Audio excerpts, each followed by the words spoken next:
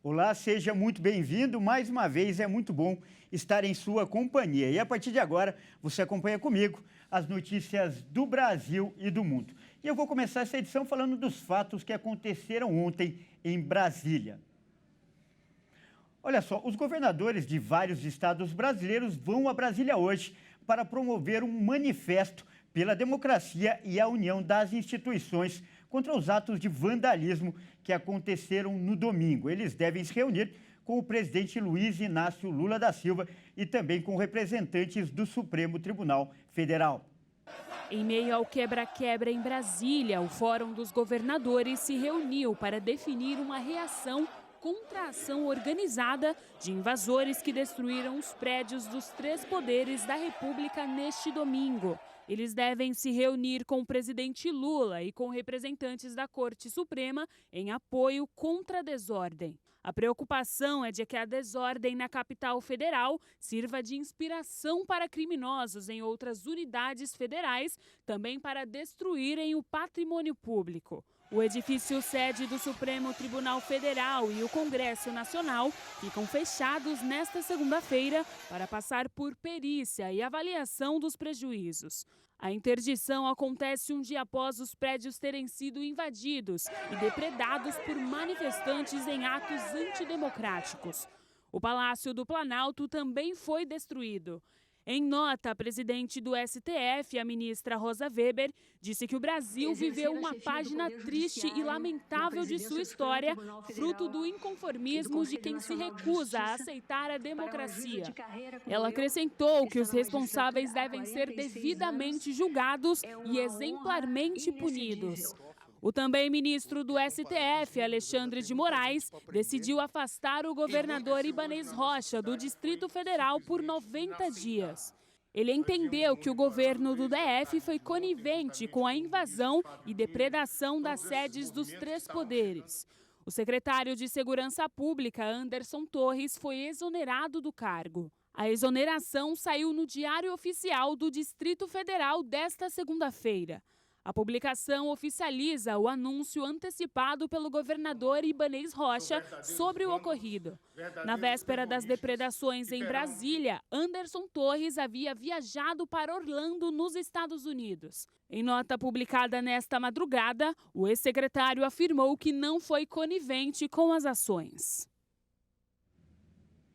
E a invasão e a depredação da Praça dos Três Poderes foi condenada pelo Congresso. Uma reunião de líderes do Poder Legislativo foi convocada para esta segunda para tratar da crise desencadeada pelo episódio.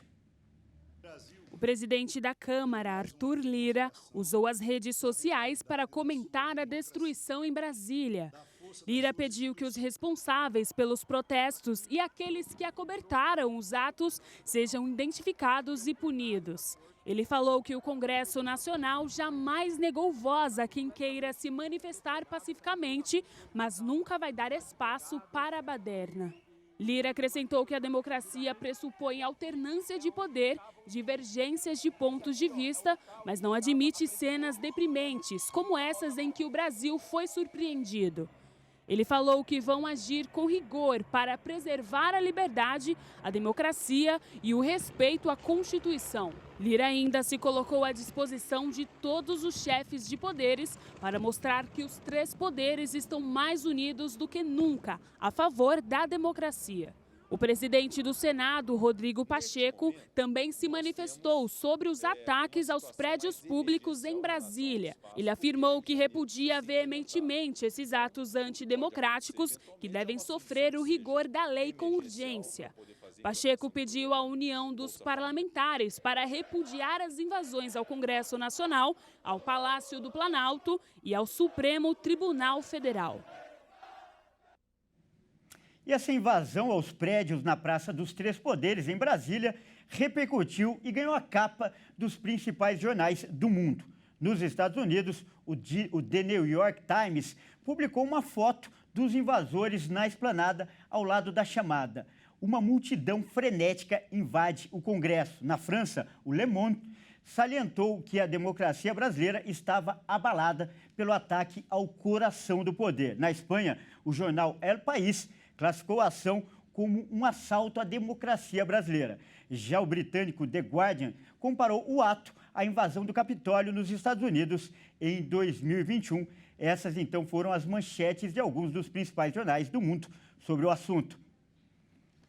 Olha, e a gente muda de assunto agora para falar de notícias internacionais. Agora a gente fala do surto de Covid na China. Em Henan, a terceira província mais populosa do país, quase 90% da população foram infectados com a Covid-19. A informação foi divulgada nesta segunda-feira por autoridades locais. De acordo com a última atualização da Comissão de Saúde, a taxa da infecção por Covid-19 em Henan, na China, é de 89%. Os números sugerem que dos 99 milhões e 400 mil habitantes, 88 milhões e 500 mil teriam sido infectados pelo coronavírus. A China tem enfrentado um grave aumento do número de casos após a suspensão repentina de sua política de Covid-0. De acordo com especialistas, o número de infecções pode aumentar nos próximos dias, já que um importante feriado local se aproxima e as pessoas devem viajar para diferentes províncias, elevando as taxas de contaminação. Os últimos dados oficiais divulgados pelo país apontaram 120 mil infecções e apenas 30 mortes por Covid desde dezembro. Países do Ocidente temem números maiores, já que a China mudou recentemente sua forma de contabilizar novos casos. Ainda falando de notícias internacionais, pelo menos uma pessoa morreu e dezenas ficaram feridas após a colisão de 2 trens na cidade do México. O acidente ocorreu entre as estações de Potrero e La Raza, pertencentes à linha 3, que corta a cidade de norte a sul. A prefeita da capital mexicana, Claudia Sheinbaum, explicou que 2 coletivos colidiram no túnel que liga as 2 estações. Eu vi que o vagão parou. Paramos no meio do túnel quando, de repente, o outro trem chegou e bateu. O metrô da Cidade do México foi inaugurado em 1969 e conta com 226 quilômetros de extensão. A rede tem 195 estações e 12 linhas. Apesar disso, o transporte tem sido alvo de críticas por falta de manutenção e investimentos, o que tem ocasionado acidentes. O mais grave aconteceu em maio de 2021, quando o viaduto desabou e vagões despencaram. O incidente deixou 26 mortos e 80 feridos. E o velório do ex-jogador Roberto Dinamite está sendo realizado no estádio de São Januário, no Rio de Janeiro, na zona norte da capital fluminense. A cerimônia, aberta ao público, acontece até às 7 horas da noite. E o maior ídolo da história do Vasco, o ex-atacante, lutava contra um câncer no intestino desde o fim de 2021. Hoje, inclusive, o Vasco postou em suas redes sociais um depoimento emocionante do ídolo.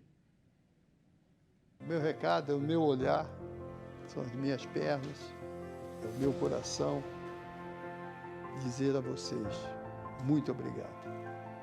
Vocês fazem e continuarão fazendo parte da minha vida.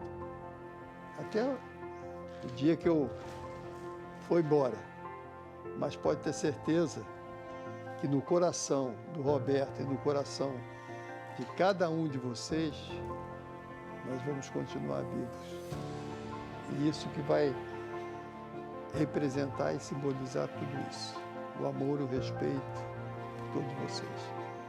Obrigado, Vasco da Gama. Obrigado, torcedor vascaíno.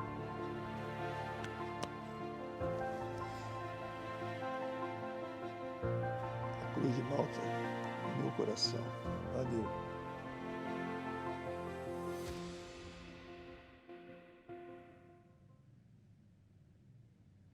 Bom, e essa edição fica por aqui. Eu agradeço demais pela sua companhia e convido a continuar ligado em nossa programação. Até mais.